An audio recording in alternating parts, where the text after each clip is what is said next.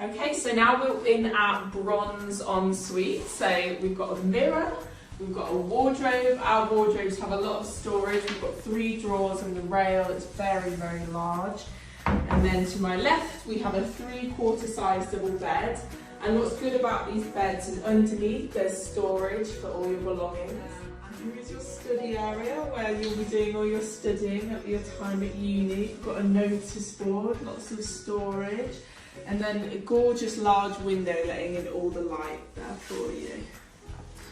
And of course in our bronze ensuite and all other ensuite rooms, of course, have an ensuite bathroom. So we have a nice double-sized shower, sink and toilet, and a gorgeous large mirror with storage in here as well.